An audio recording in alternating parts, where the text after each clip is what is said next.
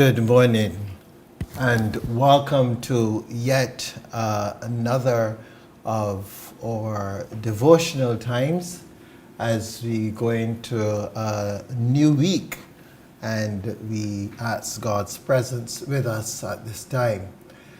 This is a wonderful, beautiful opening to our week. Outside is wonderful and bright, and we want to give God thanks for all that God is doing with us, through us, and in us.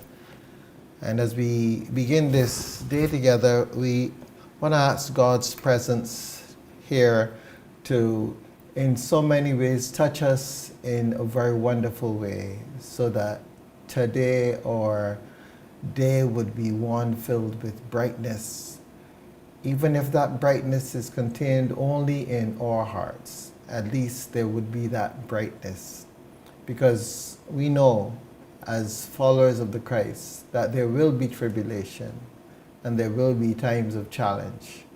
But what's important for us is always to know that in the midst of it all, God is present, God is with us, and God continues to fill us with His joy and His love.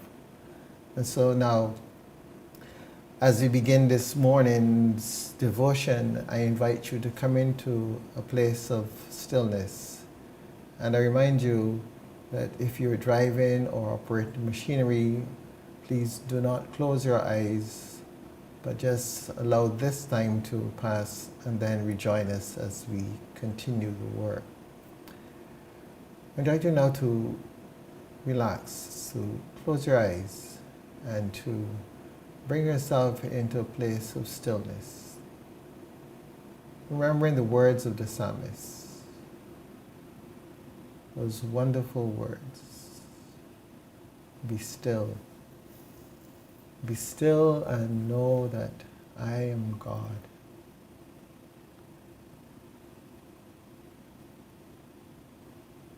Be still and know that I am.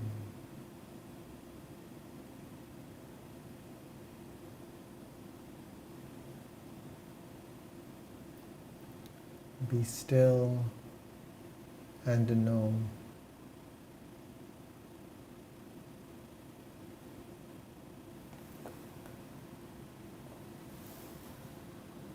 Be still.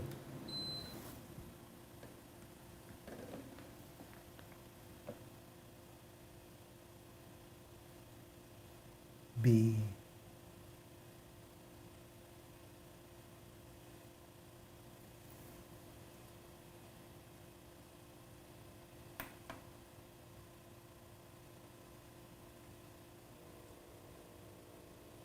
Just allow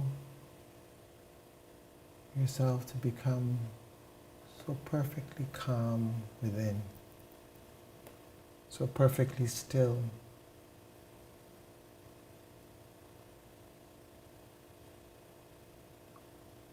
Just feel that presence, that tremendous love within. And know that it is by God's grace that we are here, and we are doing what we're doing, that we are open to receive His goodness and His blessing.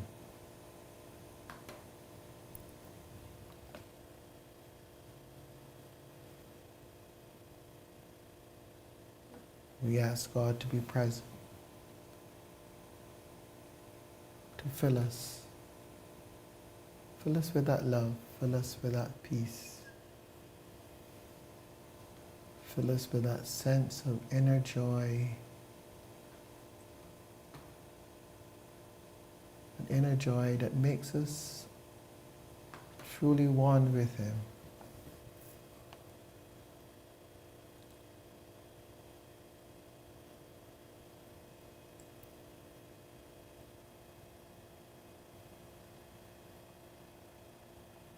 And holding on to our theme, We open ourselves as we welcome God, removing the scales from our eyes and allowing ourselves to simply flow deep into His presence.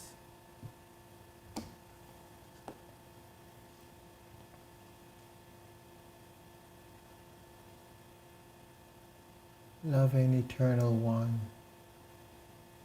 Most High, Omnipotent, Omniscient, you stand waiting to welcome. You stand open to assist me in finding a place for my awareness of you. You do not force or coerce, but you wait for me to awaken. Awaken to see your loving gaze.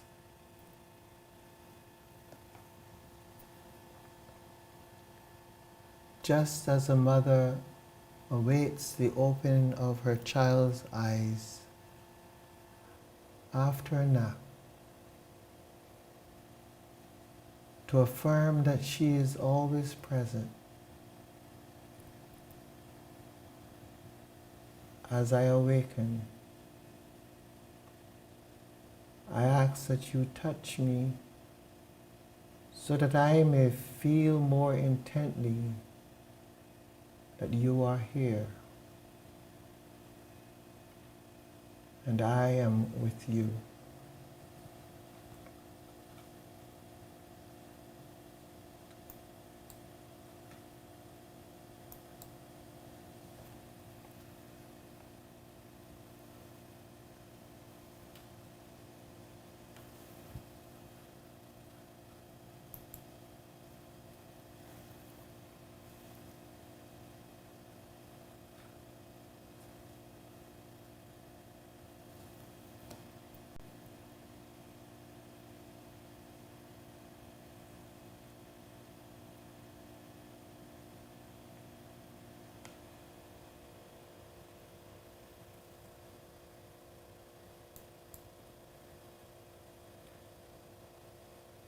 Today we continue to read in our scriptures from Matthew's Gospel, the 5th chapter, reading verse 21 to 26.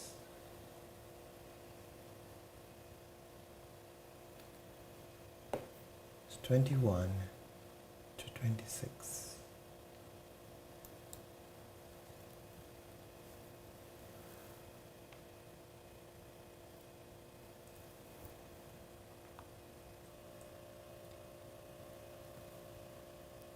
Jesus said, "You've heard that it was said to those of ancient times, 'You shall not murder.'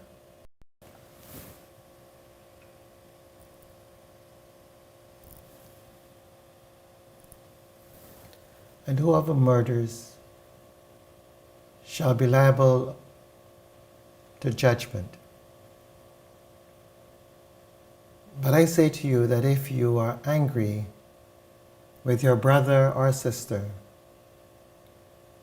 you will be liable to judgment. And if you insult a brother or a sister, you will be liable to the council. And if you say, 'You fool,' you will be liable to the hell of fire. So when you're offering your gift at the altar, if you remember that your brother or sister has something against you, leave your gift there before the altar and go. First, be reconciled to your brother or sister,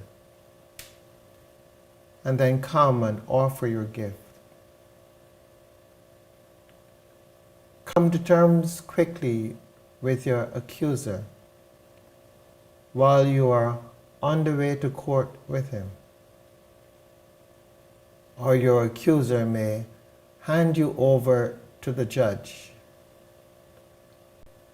and the judge to the guard, and you will be thrown into prison. Truly, I tell you,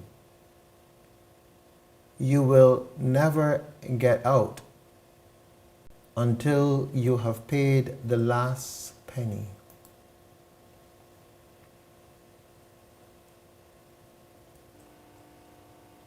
Here ends the reading.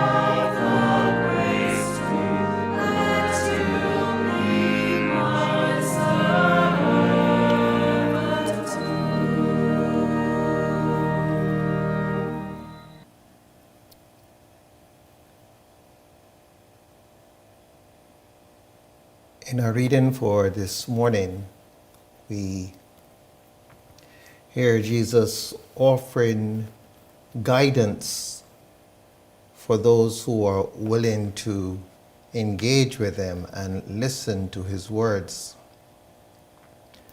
And he is speaking about a higher way of being. He is taking us above what we may consider as the letter of the law. And he is inviting us to have a particular disposition that we live by, a disposition of being at one with God, being in harmony with God. And his idea is that if we come up to that higher place of existence, that higher place of understanding, if we live from that higher place, then it will impact significantly on our entire lives. He uses some examples, for example, where he says, you've heard it said in ancient times, you shall not murder, and that whoever murders will be liable to judgment. But he says, but I say to you, do not even be angry, because if you are angry, you're liable to judgment. If your sister or brother insults you, or if you insult your sister or brother, you'll be liable to the council. If you say you fool, you'll be liable to hellfire. And he goes on to tell them that when you're offering your gift at the altar and you remember something is not right, to stop, go and make it right before you go to the altar. What is Jesus really saying to us? Jesus is trying to help us to realize a very important point in this human journey. And the important point I believe Jesus is seeking to inform us of is the way that we are all within the divine. Because we are all within the divine, he basically is saying, you cannot connect to the divine and leave your brother or sister outside of that connection. Because the minute you leave your brother or sister outside of that connection with the divine, you yourself become outside of the divine. And that's not really even possible. So you begin to live a life of falsity. You see, so much of this journey of ours is about our awareness. It's not about what is real so much as about what we perceive as being real. We can journey and we can perceive that our brother is a fool. But by perceiving that our brother is a fool, we also perceive that there is limitation, and that limitation excludes our brother from the divine presence. Now, the minute we do that, we create an awareness of God that is not complete, that is lacking. Because now we are serving a God who doesn't embrace all of his creation, but only takes in a certain amount and denies access to the rest. And yes, this is so often preached around our world in so many different forms. Because once again, we always tend to seek to make God as limited as we are. So because we are limited in our ability to love, or as so we perceive, we make God limited in God's ability to love tenfold, to hold dear. It reminds me so much of the parable of the prodigal son, where basically what Jesus shows us in that parable, in a sense, is here's that son who has gone to what he may consider the limits of the father's love. But he realizes that he really has messed up. And he knows that he is already expended all that was due to him. All that was due to him. Nothing is left. And so he desires to go home, but he knows he cannot go home as the son. So he figures, well, maybe he will hire me as a slave. He will make me a servant. He will allow me to at least serve in the house where at least I can have a meal. Because I have expended all that my father had for me. The son goes home, and the father kills the fatted calf. He puts shoes on his feet and a robe on his back, puts a ring on his finger, and declares, my son that was lost is now found. The son, no doubt, is mesmerized by all this. And that's our problem in this journey. We limit God. We limit God because we ourselves are limited, or we perceive ourselves as being limited. And so what's needed so badly is for us to, first of all, begin to loosen the chains of our own limitation. And I say begin to loosen the chains of our own limitation before I speak of loosening the chains of our perception of God, because it is probably easier for us to see what's in front of us and to be guided by that than to come up with a concept that is so far removed from us. But if we, day by day, can continually open our awareness, little by little, every day, just open our awareness of what this love is, what this divine grace is. Just keep opening it, little by little. A day may come, maybe not in this existence, but a day may come when we can fully grasp the magnitude of God's love. But it begins with us because we have deliberately chosen to be in this world and to be in a place of limitation.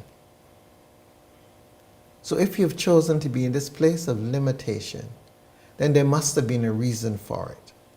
And the only reason that I can come up with at this time is that so that we learn how to remove the limitation.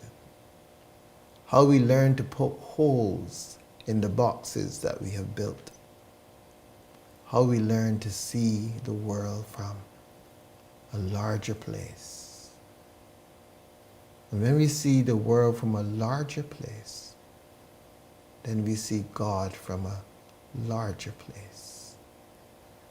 And we begin to realize that just as we are not as limited as we thought we were, so too, God is not as limited as we perceive God to be.